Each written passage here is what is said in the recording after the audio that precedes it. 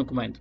Esta semana vamos fazer história. Ou melhor, a minha convidada é que vai fazer história. Aliás, ela está habituadíssima a escrever as histórias dos outros, mas desta vez o desafio foi diferente. Contar-me a sua. Chama-se Helena Amaral e é o nome que assinou recentemente as adaptações portuguesas de algumas novelas. São elas Quer o Destino e a novela atual da TVI, Quero é Viver. A primeira foi nomeada para Emmy Internacional, a segunda é uma das mais vistas no nosso país atualmente. Bem, como é que surgiu a paixão pela escrita?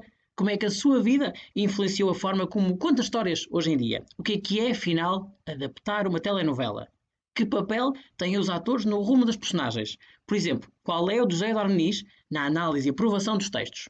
E como é que se acaba uma novela em tempos de pandemia, como foi o caso de Quero Destino? Por último, que liberdade há para falar de feminismo e homossexualidade nas novelas em Portugal? Bem, eu disse que era por último, mas ainda tenho outra pergunta. Ah, Estará o formato de telenovela esgotado em Portugal? Bem, eu não vou parar, não é? São muitas perguntas e bastantes respostas para descobrir agora nesta conversa surpreendente que tive com a autora e que agora tenho todo o prazer de partilhar convosco. Ouvidos atentos, que a Helena Amaral está aqui, no Deus no Comando. Olá Helena, boa tarde. Olá, viva André, viva. Olá, tudo bem? Tudo bem, consigo. Também? Está tudo ótimo, muito obrigado. Olha, obrigado por ter aceito o convite para Não, conversar obrigada comigo. eu. Obrigada eu pelo convite. Vamos conversar. E eu confesso, Helena, que tenho aqui algumas curiosidades em relação a este universo da escrita para novelas. Eu que sou alguém que segue novelas e que segue televisão muito atentamente, mas também perguntei a algumas pessoas que eu sei que também seguem novelas atentamente, e há aqui muitas curiosidades que nós temos. Mas antes disso, antes de irmos às novelas propriamente dito, eu se calhar queria começar esta nossa conversa com umas boas histórias, pelo início, e portanto repara aqui um bocadinho no tempo. E a minha primeira pergunta para a Helena é quem é que era a Helena quando era criança? Quero conhecê-la um bocadinho. Quem era a Helena criança? Há muitas anos. Quem é que era? Há muito tempo, não é? Eh, Fui uma criança super, tive uma infância normalíssima, super feliz. Eh, Sou a mais nova de três filhas. Uhum. Eh, os meus pais viveram, eu acho que assim, uma história daquelas que já não, sei lá, que já não existe. Conheceram-se no liceu, Uhum. que vai com 10 anos, e depois começaram a namorar com 14, e depois casaram-se aos 24, e cumpriram aquela coisa mesmo de juntos até que a morte os separasse, mas em bom, quer dizer, numa versão boa, e acho que isso nos deixa, ou a mim, deixou-me algumas marcas boas no sentido de, bom, se calhar isto é possível, é complexo, mas é possível, não é? Portanto, se calhar sou um bocado romântica também por causa disso. E em criança, pronto, era um bocado mimada, sou a mais nova, não só das irmãs como dos primos, sou a mais nova de nove primos, e crescemos muito juntos, porque Uhum. a minha mãe eram quatro irmãs e uma das irmãs teve uma leucemia, que depois acabou por morrer e vivia numa casa grande, numa moradia, e nós juntávamos sempre lá todos ao fim de semana para, pronto, para as manas estarem juntas. E portanto, eu, apesar de ser bastante mais nova do que os meus primos, crescemos todos juntos e, e íamos todos os anos a Baralta, onde a minha avó já não vivia o tempo todo, mas vivia uma grande parte do ano. Portanto, tínhamos umas férias de campo e também na praia, também estávamos juntos. Portanto, Uhum. no fundo, tive uma. Crescia em bando, digamos, e Uhum. numa família, por acaso, bastante unida. Portanto, foi uma coisa normalíssima. Sim. Eh, Acho que talvez a única singularidade em relação aos mais novos do que eu, não é? Uhum. É que nasci antes ainda existia ditadura, não é? Portanto, fui à Uhum. escola primária, fiz o meu ensino todo em escolas oficiais, exceto os anos da infantil, a não sei o quê, que andei no Jardim Escola João de Deus, mas portanto fiz ali até ao ciclo, até ao segundo ano do ciclo que é agora o 456, que é o sexto ano, Uhum.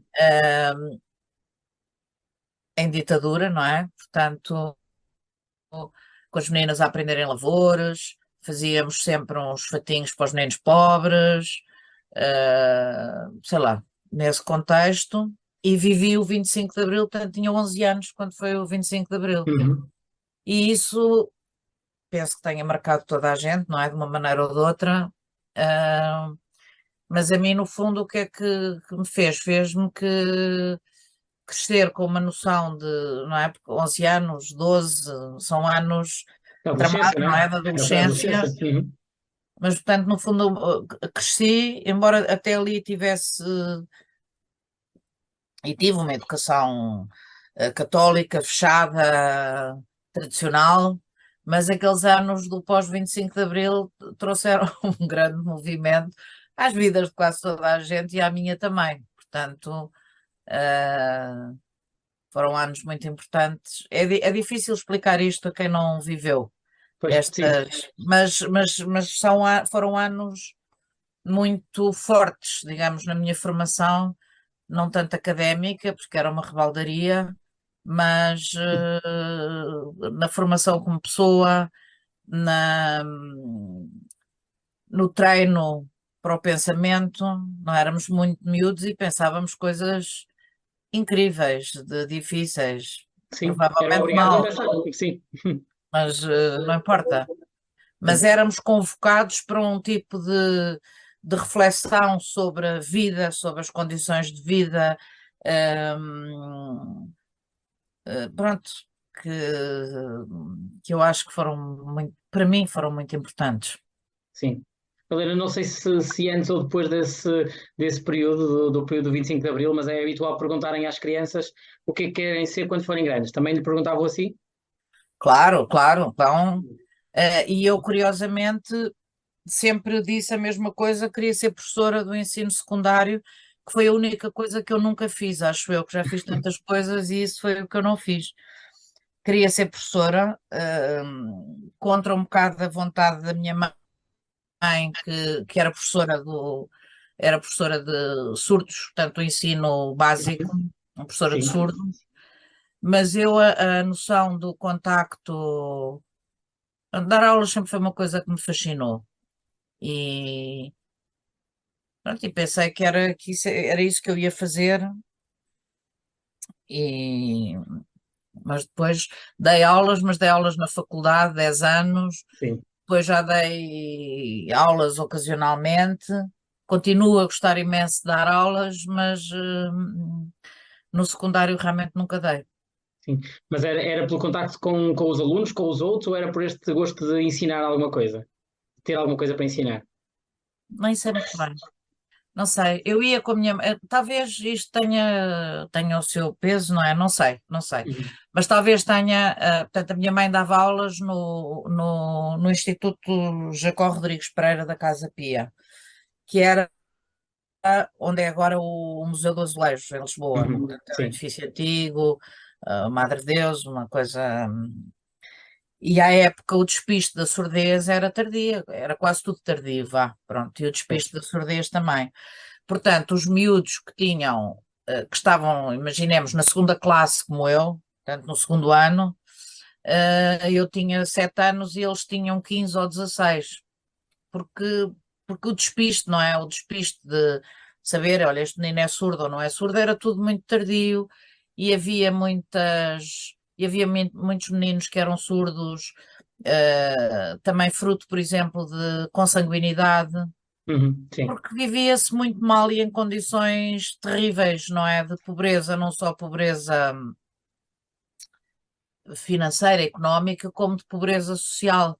Portanto, as pessoas viviam muito isoladas nas aldeias, nas comunidades, portanto, havia muitos casos e de filhos e netos ao mesmo tempo, bom, de tudo coisas assim um bocado horríveis.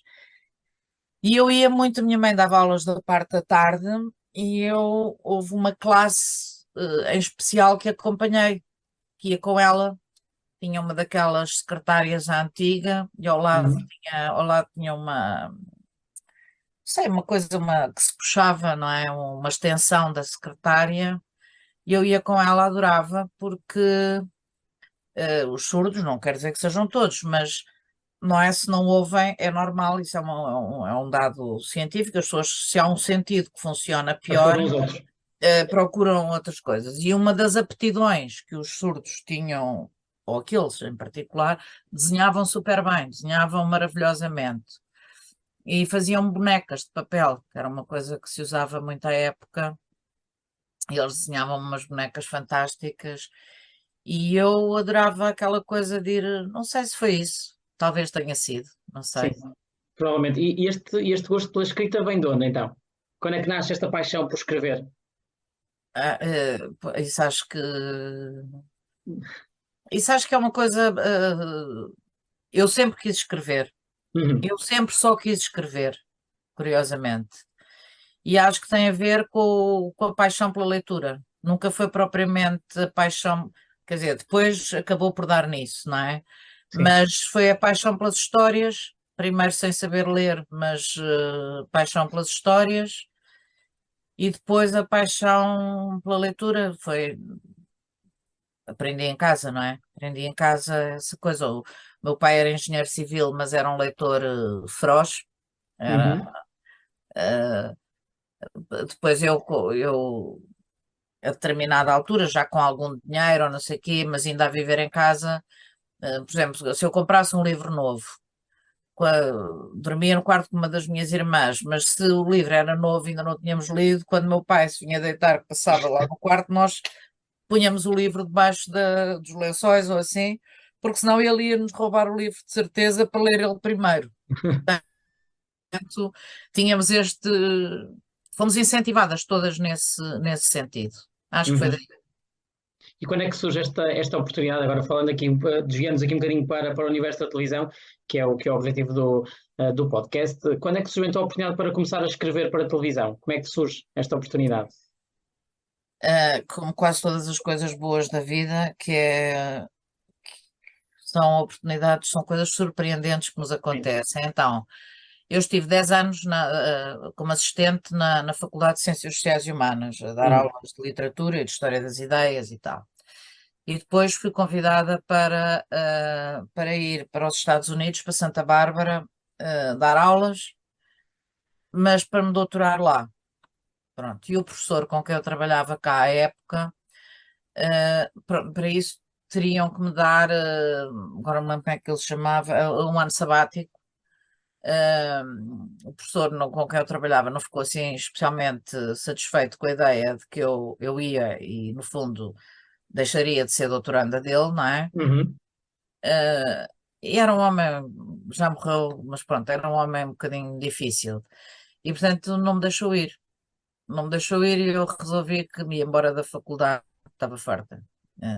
Quando se é novo, uma pessoa farta-se muitas coisas, não é?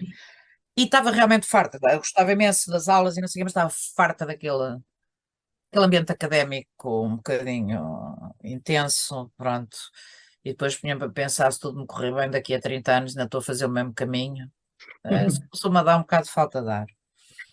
E depois fui trabalhar, depois a determinada altura vi um anúncio, eh, concorri, sempre nesta ideia, eu fiquei nesta ideia, eu aqui não fico. Não vou, ok, então eu não vou para os Estados Unidos, mas eu aqui não fico. É a primeira oportunidade, vou-me embora. E estive a trabalhar 5 anos na Fundação Oriente, a fazer gestão cultural, edição de livros, foi giro também. Mas depois, ao fim de 5 anos, tive um desencontro. Bom, tive que me vir embora. Uhum. Vamos pôr a coisa assim. Está bem. Também, vamos pôr a coisa assim. Sim. Ah, e saí sem saber o que é que ia fazer.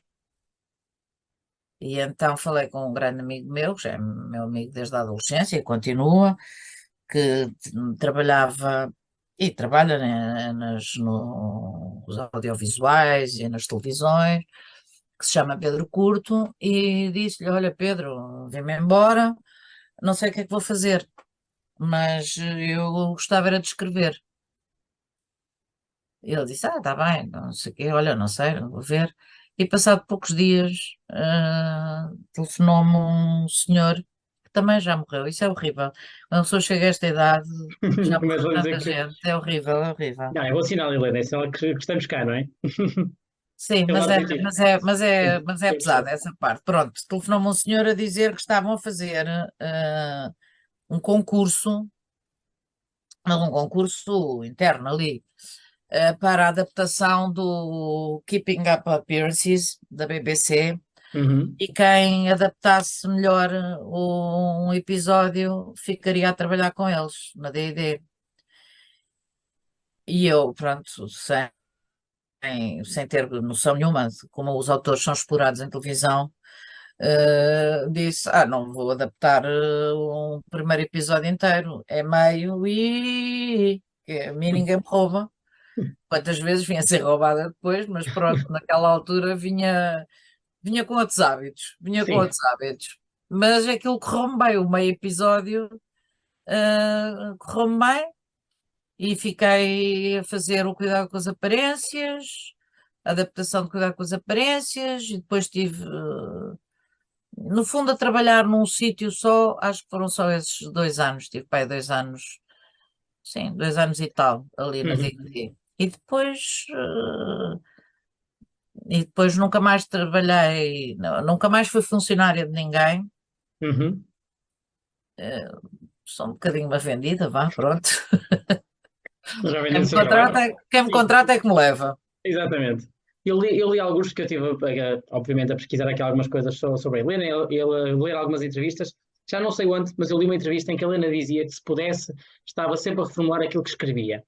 É assim tão crítica em relação ao seu trabalho? Sou. Muito crítica. É doentio, Outra vez. é doentio, é uma taradice, é uma Hum, taradice. Mas sim, porquê? Porque eu acho que é uma coisa pública, não é? O que fazemos ou o que eu faço é sim. uma coisa pública. Pronto, e eu sou vaidosa, como quase todos os autores e os atores, e acho que toda a gente tem o O brio. universo da arte, no geral, também, né? Em específico, Pronto. sim.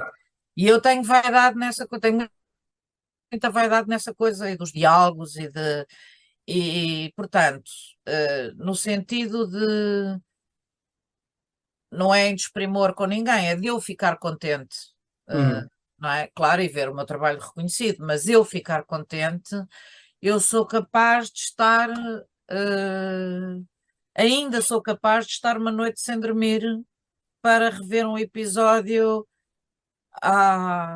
Bem, isso eu revejo sempre, à vírgula. Não Sim. há cá. Não interessa que isso não se veja. Eu tenho que estar satisfeita. Uhum. Portanto, sou muito. E sempre que pego no texto, por exemplo, eu para rever o episódio, eu tenho que rever o episódio seguido.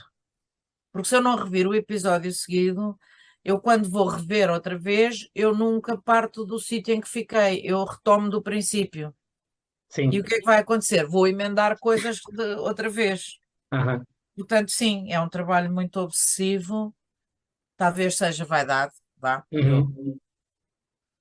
mas talvez também tenha um bocadinho pronto, de querer servir o melhor possível, porque é um trabalho que passa por muitos crivos, não é? Eu faço um episódio de uma novela, é aprovado, ou Uhum. vai à aprovação. Não é? Os anos todos, a pessoa com quem mais trabalhei, que mais adorei trabalhar e que adoro trabalhar, é com o José Eduardo Muniz, que também relê à vírgula. E isso é maravilhoso. Pronto, por mais que às vezes eu possa não estar de acordo, mas é uma pessoa ter noção de que tem ali um interlocutor que sabe do que estamos a falar. Não é muito fácil, porque as pessoas não leem. Pois. Portanto, isso com ele não há perigo e eu gosto bastante. Portanto, tenho aquele primeiro embate. E já outras coisas que fiz também para outras produtoras, tinha outras pessoas que também liam. Portanto, isso é uma coisa boa, não é? Mas é um primeiro olhar. É a pessoa que diz, sim, senhora, está aprovado, não está aprovado. Uhum. Depois vai para a produção e vai para o realizador, para o coordenador, que diz, olha, está muito bem, mas isto aqui não joga, achas que podemos mudar ou que isto não me dá jeito, como é que podemos... Portanto, há um segundo olhar sobre isso. E depois há o dos próprios atores, que se não estiverem contentes, queixam-se muito, são pessoas de se queixar muito.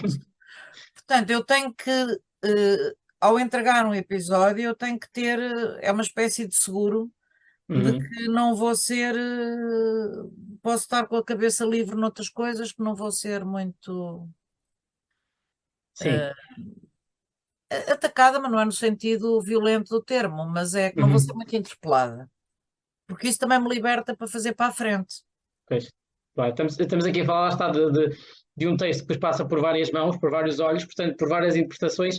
Já aconteceu alguma vez escrever uma cena, por exemplo, uma novela, escrever uma cena e depois, quando a vi em televisão, pensar, não era isto que eu tinha pensado, não era neste sentido, ou nunca aconteceu? Ah, acontece, acho que acontece a toda a gente, quer dizer, Sim. uma novela são 10.000 cenas, Uhum. é normal, não é? Mas isso decorre, mas eu estou sempre disponível. Eu odeio quando isso acontece. Vá, já aconteceu, mas eu odeio, fico muito mal Acredito que sim. disposta, fico muito mal disposta mesmo.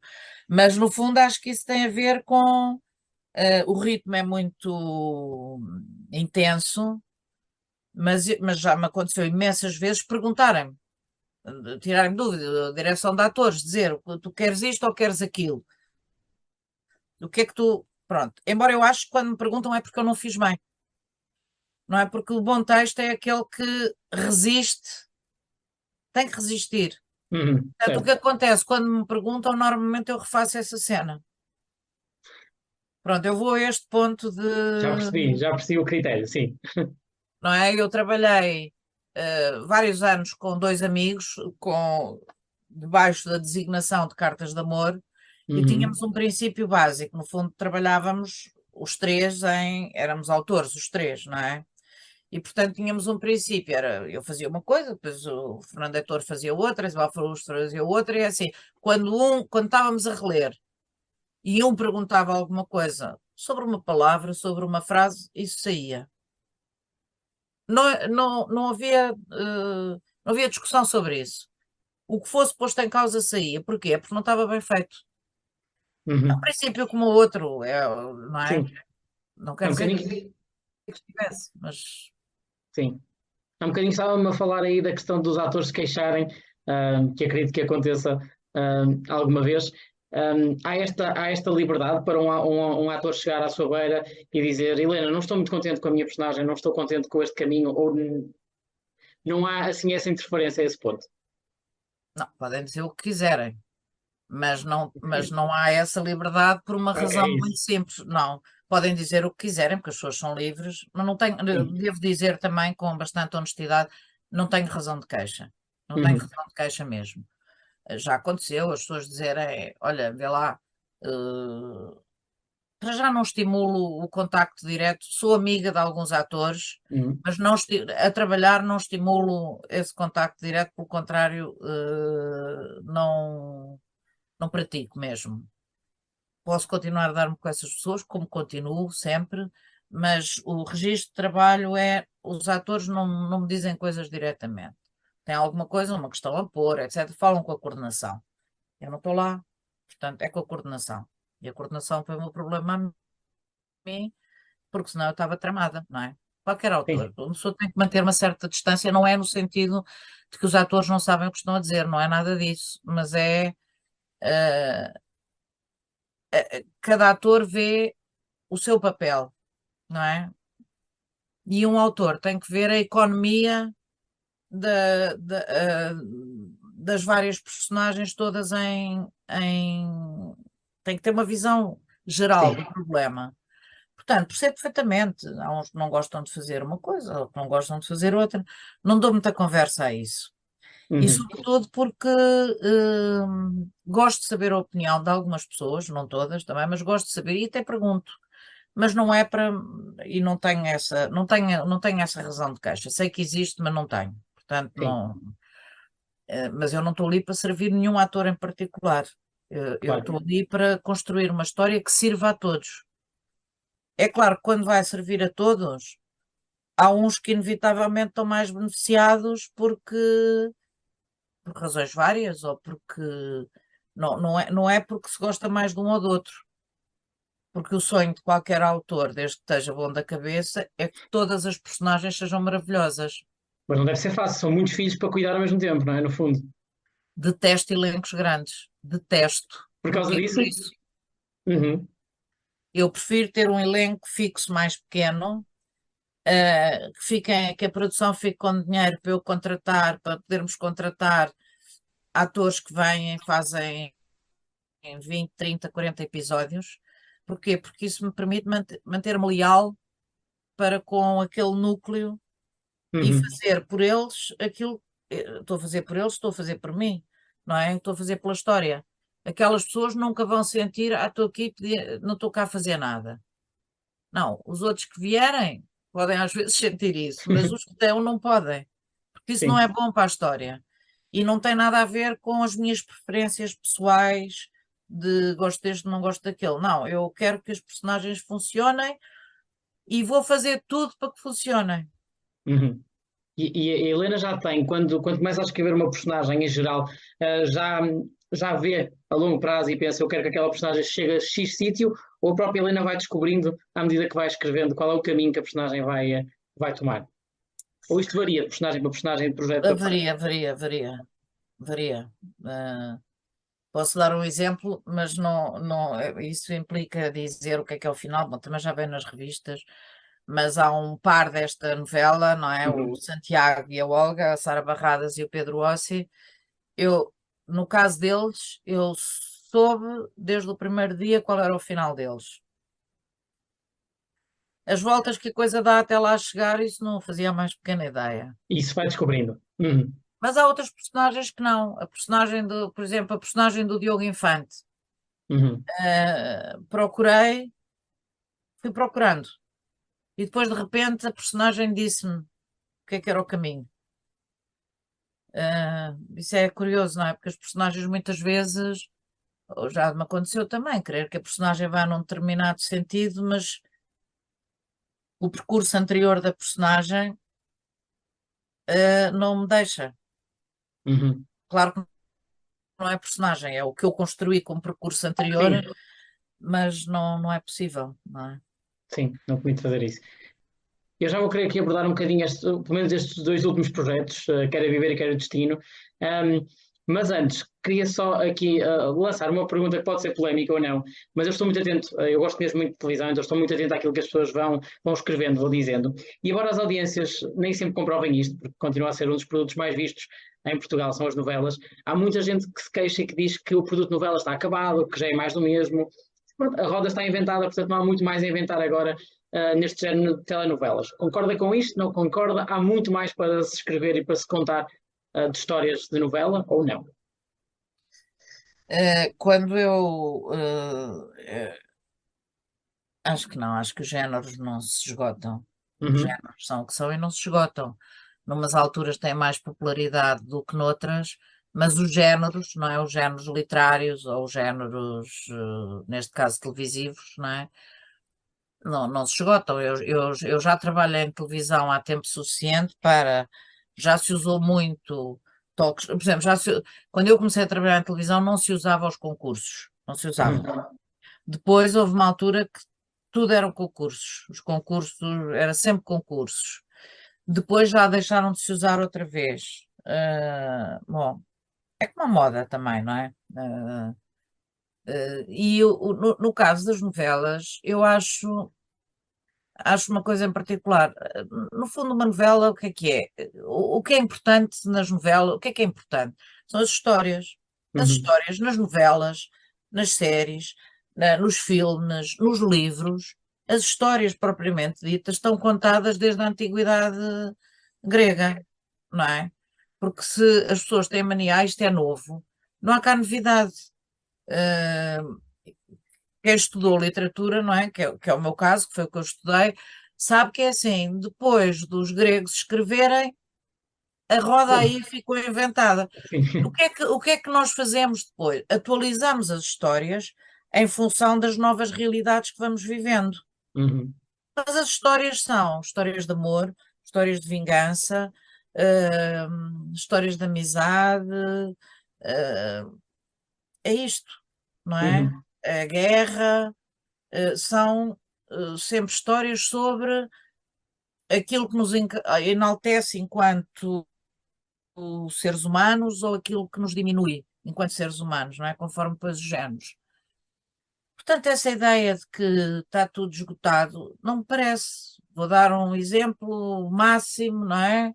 Que as pessoas riem-se sempre muito e o pôr do sol ria-se muito também com isso, que é o problema das gêmeas. Bom, é uma coisa que se nós pensarmos que Roma foi fundada por Rómulo e Remo, o que já se passou de lá para cá, já se passou muita coisa. Mas a verdade é que, do ponto de vista narrativo, há tantas possibilidades.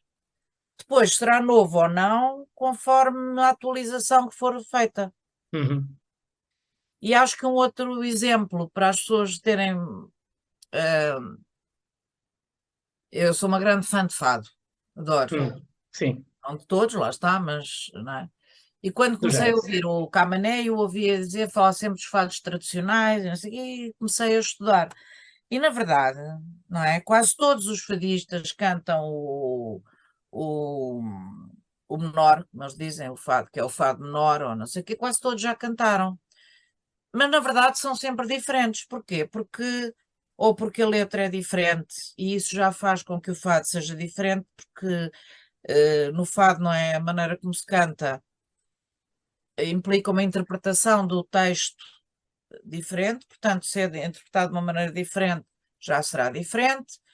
E, portanto, se nem os fados, que são composições tão pequenas, se esgotam, não há de ser nas Sim. novelas. Não há de ser esse género, sim.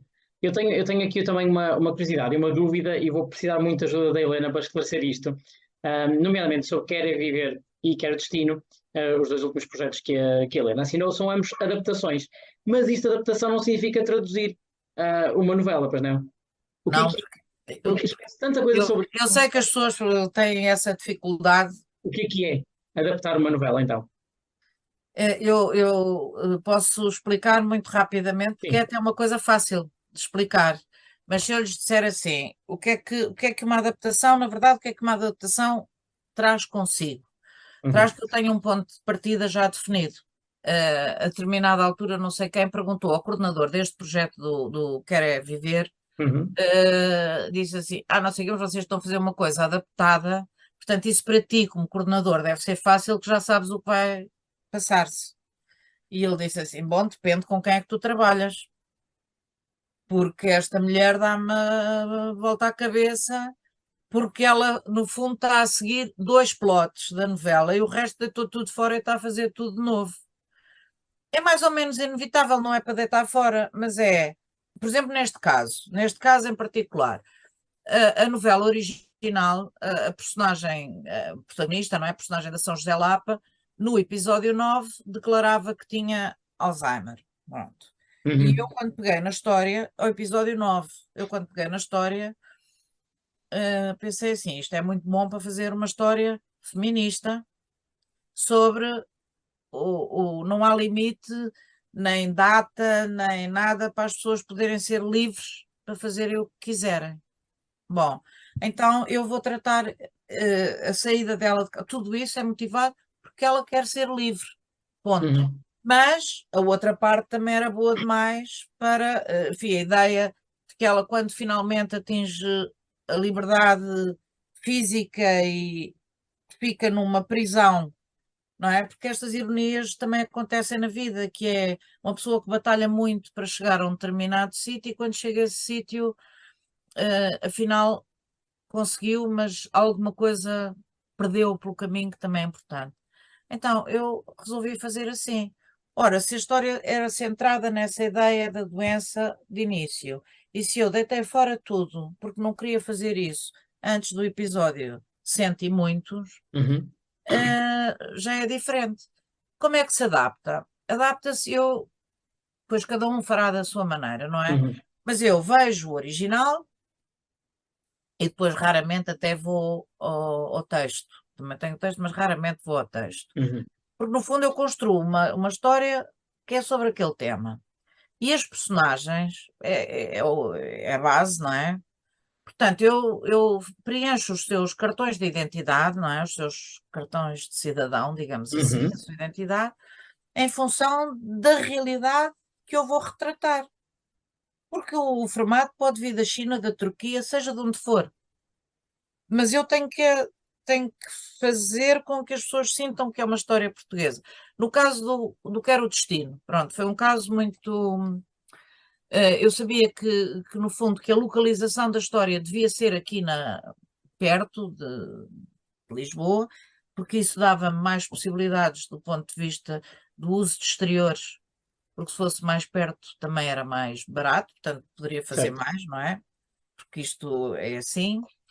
E andei à procura no mapa primeiro, e depois dediquei-me a fazer passeios.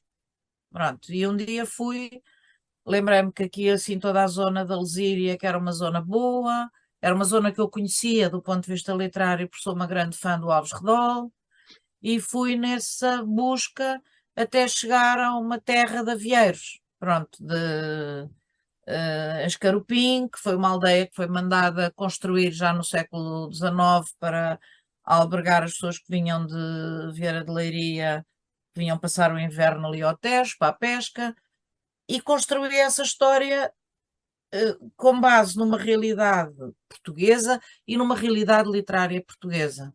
Uhum. Isso tem que transformar as coisas, não é? Porque eu não sou a mesma pessoa se nasci em Portugal ou se Exato. nasci no Chile. Sou outra pessoa, posso ter o mesmo nome, posso ter a mesma data de nascimento, mas vou ser outra pessoa, não é? Nesse caso, por exemplo, toda a vivência da religiosidade, a vivência da moral, até da moral sexual, como é o caso aqui no Quer é Viver, tudo isso é diferente conforme o contexto em que nos apresentamos. Uhum. Portanto, adaptar é tornar nosso, é tornar do país onde estamos, da realidade social e cultural em que nos inserimos, e portanto é fazer de novo.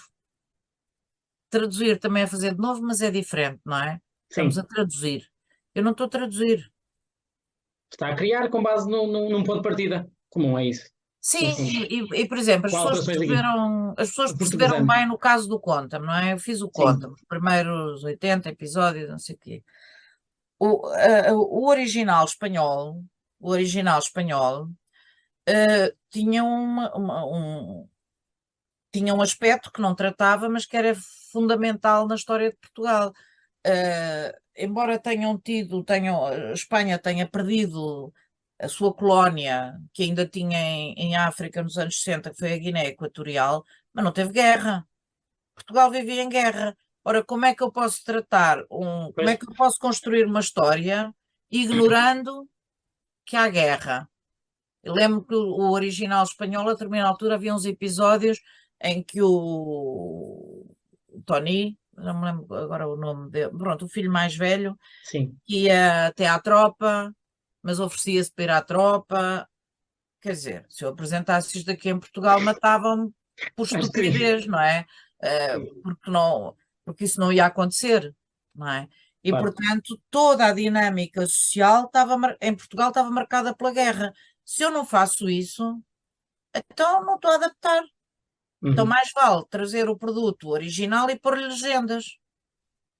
Pronto, adaptar é isso. Adaptar a isso. Sim. É fazer de Assim, novo. assim fica esclarecido, porque há muitos comentários aqui a dizer que é muito mais fácil, que adaptar é traduzir e É, comentam é e comparam em experimentarem. relação É aos dois lados. Sim. experimentarem a ver. Acredito que sim. Lá está. Há períodos da história complicados. Há um que quer destino atravessou, portanto, a Helena também atravessou, que é o tempo da pandemia. Estava a escrever em tempo de pandemia. O que é que foi mais desafiante nisto? Houve aqui muitas alterações, foi preciso tirar muita coisa ao lixo, foi preciso reescrever coisas, mudar o rumo da história ou não? Não, não, isso não. Eu estava praticamente a acabar. Não estava Ok. não estava a acabar, mas estava perto do final. Mas foi muito difícil. Atrasei-me imenso. Porquê? Porque no dia que fecharam, enquanto não fecharam, eu estive na boa a fazer os meus Sim, episódios e aqui vai disto. Mas, quer dizer, os autores também são seres humanos, não é? Apesar de trabalharmos como uns condenados, e os primeiros 15 dias em que ficámos em casa, o meu dia a dia propriamente não foi muito diferente, porque eu, quando estou a escrever, estou em casa. Podem-se passar semanas que eu não vá à rua e não me faz falta nenhuma, porque não tenho espaço mental para ir. Portanto, do ponto de vista de não fui aqui, não fui ali, não me fez diferença nenhuma. Mas do ponto de vista emocional, transtornou-me completamente. Portanto, não fui capaz de continuar a escrever sem saber quando é que se voltava, se se voltava. Não é com que ânimo é que eu me sentava aqui à frente do computador, olha, vou fazendo os episódios para estarem prontinhos quando voltarem. Não. Pois.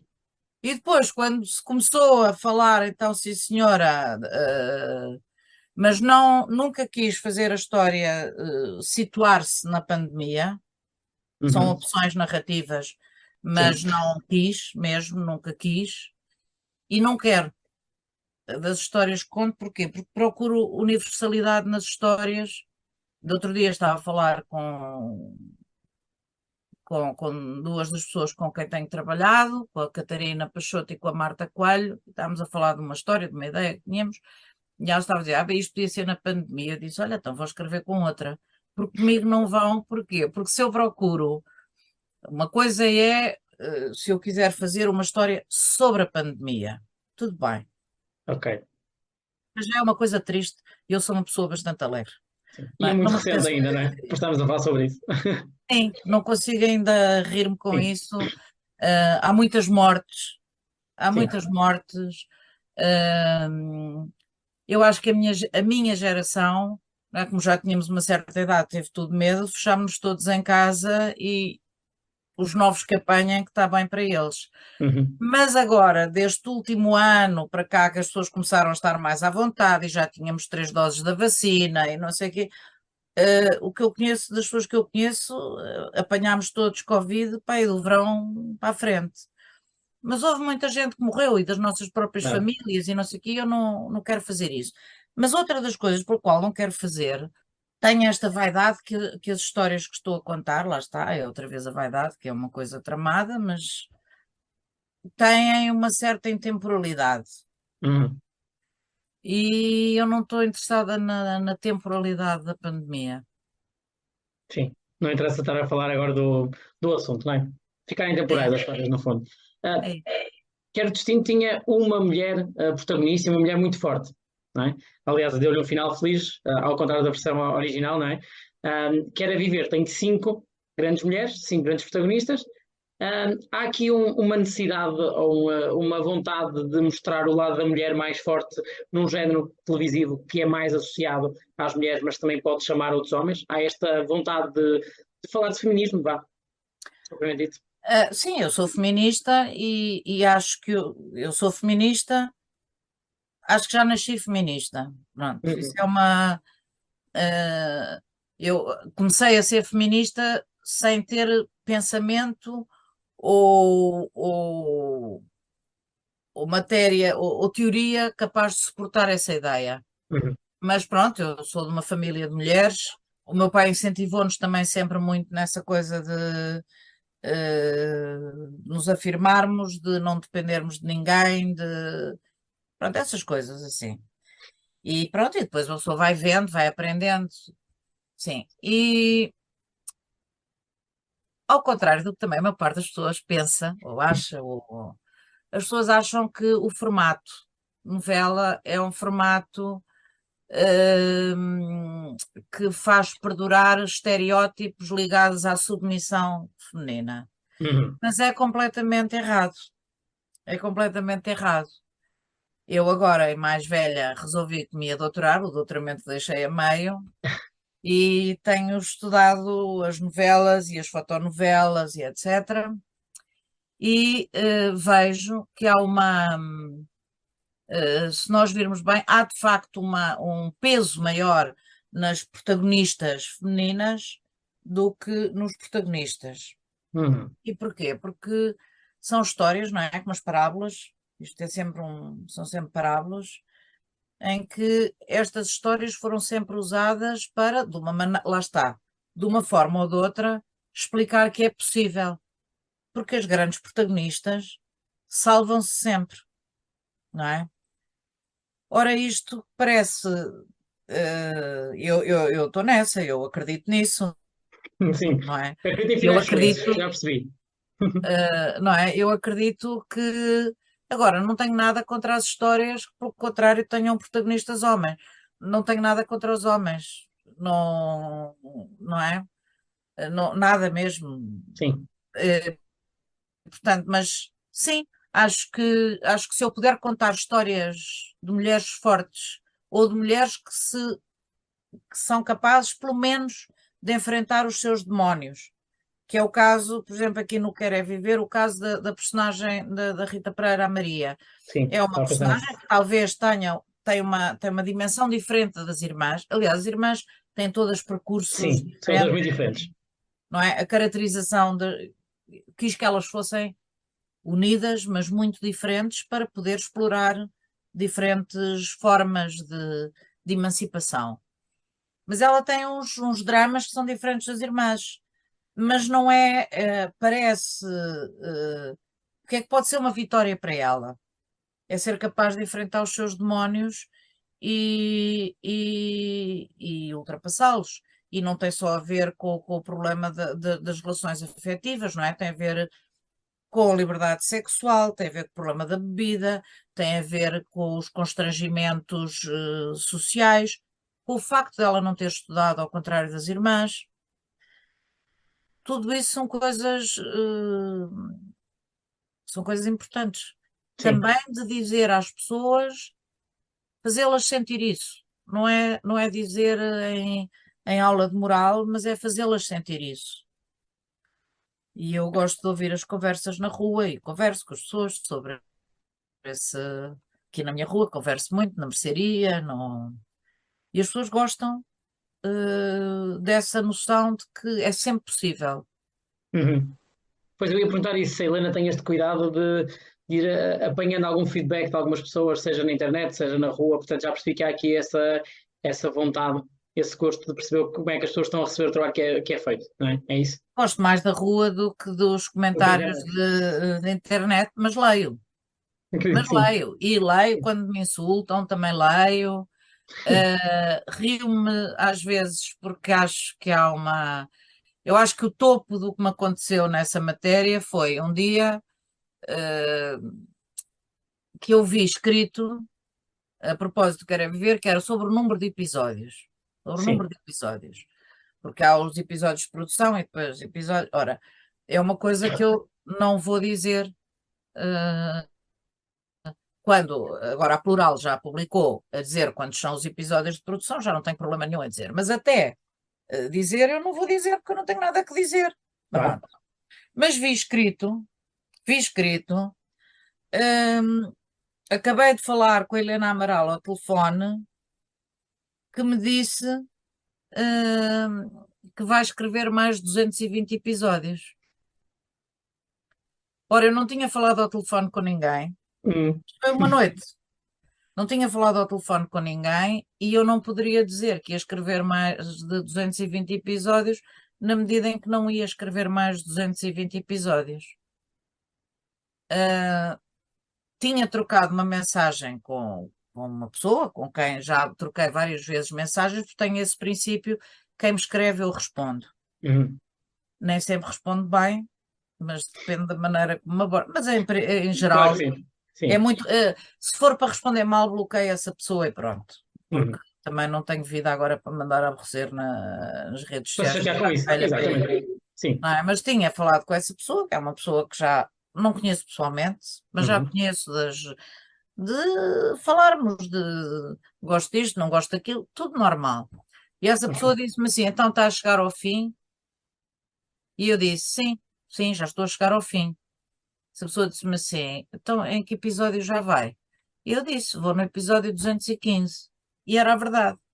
Portanto, talvez ou fosse essa mesma pessoa, penso que não, porque eu depois interpelei, eh, mas terá falado com alguém que disse, e eu li, que tinha Queria escrever falado mais. comigo ao telefone. E então vejo que há uma sequência de pessoas que É dizem verdade. assim: mas ela pode dizer o número de episódios? Não vou dizer, fico irritada, claro, mas ao mesmo Acredito. tempo dá-me uma certa vontade de rir, devo também dizer, porque penso assim, fico irritada momentaneamente, fico muito irritada, Sim. mas não me vou embora. Eu quero que toda a gente. E não estou presente nesses sítios com outro nome que não seja o meu. Toda a gente saber que eu estou lá, quando estou lá. Portanto, Quando se está quiserem Caleb. mentir a meu respeito, tudo bem, mas ficam a saber que eu sei. Sim. Pronto, é um jogo. Sim, é verdade. E assim é transparente da parte da Helena, não é? Da Apresenta-se minha como é. parte é completamente. Exatamente. Esta novela Quer é Viver aborda aqui vários assuntos que podem ser considerados polémicos, mas alguns assuntos importantes. Há aqui nomeadamente o tema da homossexualidade, que tem sido abordado de uma forma especial nesta novela. Só queria perguntar, houve total liberdade para falar Total deste tema? liberdade, total liberdade. E foi Total. vontade da Helena, foi vontade da Plural, da TVI, que isto fosse abordado desta forma, assim? Eu trato como eu já disse há bocado, assim, todo o trabalho criativo eu fiz sempre com o Zé Eduardo Muniz Uhum. e que me deu total liberdade, total, não é? Ele comenta os episódios um a um, mas mesmo isso eu agradeço-lhe até ao fim da minha vida, porque é muito bom ter um leitor qualificado e que me diz, você veja lá, se você quer ir por aqui, porque isto tem estas implicações, você estou preocupado com esta linha aqui, mas isso eu não vejo isso como defeito, eu vejo isso como uma grande qualidade. E Sim, acho que um autor que não aprecia isso diz pouco ou diz muito sobre a pouca qualidade desse autor. Porque é inevitável, isso acontece em todo mundo, que os guiões têm que ter um script doctoring, é inevitável. E então, quem escreve um episódio por dia, precisa desse apoio. E isso é imprescindível. E tem que ser uma pessoa que perceba, não é? Nunca, tenho que dizer assim, nunca, nunca o Zé Eduardo me limitou de algum criativamente, seja com que assunto for, sim. sejam uns assuntos ele gosta mais, outros gosta menos, mas nunca. E isso eu acho que é uma grande felicidade. Sim, acredito que sim. Eu tenho tentado, nomeadamente, sobre este assunto da homossexualidade, porque se fala muito sobre este assunto na novela e fora da novela também. Eu tenho tentado falar com os atores Filipe Vargas, João Betancourt, para também convidá-los aqui para o podcast. Ainda não desisti, ainda vou tentar, porque gostava de saber também a opinião deles e como é que tem sido viver isto tudo, ou como é que foi ver isto tudo. Portanto, visto que agora não consigo perguntar a eles, vou aproveitar a pergunta assim. Uh, Vocês têm a noção, vocês, autores e lentes, têm a noção que esta novela, para além de entretenimento, já tocou a vida das pessoas diretamente? Vocês recebem testemunhos de pessoas que dizem eu identifiquei-me com esta personagem. Eu estou a falar do tema da homossexualidade, mas posso falar de qualquer um dos outros, das quatro irmãs e da mãe também, portanto, já receberam mensagem. Tenho o Filipe, por exemplo, e o João Betancourt também. Mas o Filipe, sobretudo, recebeu Sim. montanhas de mensagens. Eu própria também recebi, mas Uhum. naturalmente os homens homossexuais sentiram-se mais à vontade para desabafar. É uma Confio. coisa muito poderosa, muito é quase assustador, não é? E já conheço o Filipe há muitos anos e partilhamos algumas dessas e coisas que me chegaram a mim e coisas que me Uhum. chegaram a ele. Mas, por exemplo, a mim, não é? Pronto, já sou mais velha, não sei o quê. Houve imensas pessoas, imensas mensagens também de partir o coração sobre o problema agora da demência e das mulheres que tomam conta, porque não é? O problema da demência é um problema que toca a tantas famílias, não é? E toca, e normalmente são as mulheres que têm que assumir, tratar essas pessoas. Portanto, é muito comovente, é um tema muito. Eu sinto-me, sei que tratei o problema da homossexualidade, se calhar de uma forma que nunca tinha sido tratada, Pois, sim. porque não odeio estereótipos, odeio, Já percebi. e não gosto mesmo. No fundo, toda a minha vida convivi com pessoas com todas de vários credos religiosos e de várias opções de natureza sexual e nunca as vi assim. Vi-as sempre, gosto de A, de B, de C, e esse é um princípio básico para mim. Uhum. Ora, o que acontece é que o que é mais fácil às vezes tratar sobre eh, os homossexuais ou mais amaneirados. Bom, eu não gosto disso. E foi por isso, por exemplo, que resolvi, para adaptar, que a personagem do Filipe Vargas seria um militar. Uhum. Isto para dar exemplo do que é também adaptar. Portanto, eu achei que na sociedade portuguesa, hoje em dia, as pessoas serem homossexuais, não serem, acho que já não é que não conte, não é que não vivamos num ambiente bastante fascisante em termos gerais, etc., mas acho que há uma liberdade sexual diferente da América Latina. Portanto, Sim. tinha que ser alguma coisa muito forte que impedisse aquele homem de assumir a sua homossexualidade e que ao mesmo tempo que esse impedimento não fizesse dele um safado, porque eu sinto muita comiseração pela vida do Zé Luís. Eu tenho empatia pelo Zé Luís. Eu, pessoalmente, sei que ele se farta de sofrer. E, portanto, eu queria fazer perceber que às vezes as pessoas não se abrem porque não conseguem, porque há um impedimento maior que as impede. Uhum. E falei muito disto com o Filipe, por exemplo. E ele dizia-me sempre assim: "Vá, ele não é má pessoa, para não." Eu disse: "Não, Filipe, ele é muito boa pessoa, só que ele não consegue." E batalhámos os dois, e o Filipe construiu assim. E isso é explicar que de facto a vida não é preto e branco. Pronto, se calhar isto nunca tinha sido feito assim. Pois, sim, foi a Pronto, abordagem. Sim, uma da abordagem diferente. abordagem. Eu ainda ia ter o Filipe Vargas aqui para ele comentar essas coisas comigo que eu não desisti ainda. Gostava muito de perceber essa perspectiva. Helena, sem divulgar aqui muita coisa, o que é que podemos esperar ainda desta novela? Não nos faltam aqui os vizinhos, não é? Eu gostei muito de fazer os episódios finais. Uhum, Normalmente não é assim, porque uma pessoa está fartíssima, não é? imagino. Quando se acaba é um grande silêncio e é muito desesperante e muito angustiante. Mas neste caso eu gostei imenso, porque não sei, entusiasmou-me a ideia de procurar os finais que honrassem as personagens, os homens também. Portanto, eu acho que todos vão ter o que merecem no melhor dos sentidos, mesmo os que possam ter um final menos agradável. E isso entusiasmou-me. O que é que se pode esperar? Bom, já é o esperar de uma grande história de amor, que é a história da Ana e do Sérgio, não é? Uhum, Que é outra personagem que eu também me apaixonei desde o primeiro dia, porque como é que se pode dizer tanta coisa à larve e ser ao mesmo tempo tão enternecedor o amor que ele tem por aquela mulher? Eu sou sim. uma romântica só, Já portanto, percebi. Desde a infância, não é? Lá está. Desde a eh, infância. Helena, e há projetos futuros? Há aqui coisas pensadas para fazer?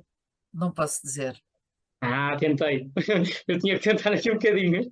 não Então, posso mesmo. eu percebo, eu Mas percebo. sim, quer dizer, mas um autor está sempre em movimento, não é? Sim. Eh, e primeiro para-se um bocado com uma novela, no dia e nas semanas seguintes, a sensação é eu nunca mais vou ter nada, porque esgotei, porque o Eu ritmo, imagino. porque o ritmo não é? Eu quando começo a fazer novela, aquilo demora a chegar ao ritmo, mas quando chego ao ritmo, eu trabalho 7 dias por semana. E não tem, mesmo que não consiga fazer nada, eu estou aqui a olhar para me corrigir. Pronto. Eu imagino, Portanto, no sim. final, a sensação é dei tudo, tudo, tudo, não me sobrou nada. Isso é como tudo, não é? Sim. Depois Quando volta, tudo mas aqueles primeiros tempos são difíceis. E quando volta, normalmente também é como um atleta de alta competição, não é? Faz, descansa, mas quando volta, volta mais poderoso, eu acho. vamos esperar por isso. Helena, só para terminarmos, tenho só um último desafio. Eu termino sempre estes episódios com um desafio. Tem que ser um desafio criativo, obviamente, aqui sobre a Helena. Se a Helena fosse uma personagem de uma novela, como é que era a descrição desta personagem?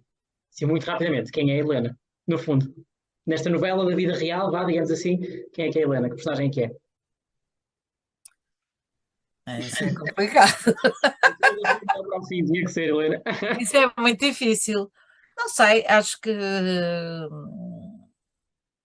sou uma mulher de bem com a vida, Uhum, ah, mas como diz a canção, não é? O melhor é sempre o que está para vir. uhum. Embora a partir de uma determinada idade é um bocado difícil esse conceito. Mas sim, mas acho que sim, acho que a base é essa. Ok. Sou, sou apaixonada pela leitura, de bem com a vida e curiosa com o que está para vir. Parece uma ótima descrição. Eu vi a novela, só por causa da personagem. Helena, obrigado. Eu já estendi aqui o nosso tempo, peço imensa desculpa, mas eu ficava aqui horas à conversa consigo. Obrigado, Helena. Muito obrigado por Não, este. obrigada, André. Gostei Espero não ter muito. gostado muito, mas pronto, deu aqui para falarmos de vários assuntos. Satisfiz a minha Não, curiosidade. foi ótimo, foi ótimo. Está bem, Helena, muito Tá. obrigado. Muito sucesso. Obrigada eu. Beijinho. Deus, André. Obrigado, com licença. Prazer. Se isto fosse uma novela e não um podcast, provavelmente agora apareceria em letras garrafais a palavra fim, não é?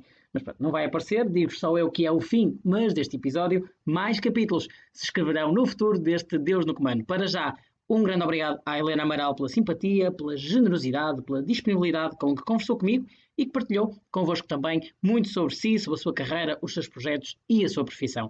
Eu achei que a conversa foi muito boa e muito rica e tenho para mim que vocês também acharam, não acharam? Claro, claro que sim. Obrigado também a vocês por terem estado desse lado. Já sabem, sigam o meu conselho, é para seguir religiosamente a televisão nacional. O Deus no Comando está de volta em breve para mais conversas. Pode ser assim? Então, até lá, um grande abraço e, como se diz nas histórias das novelas, que vivam felizes para sempre.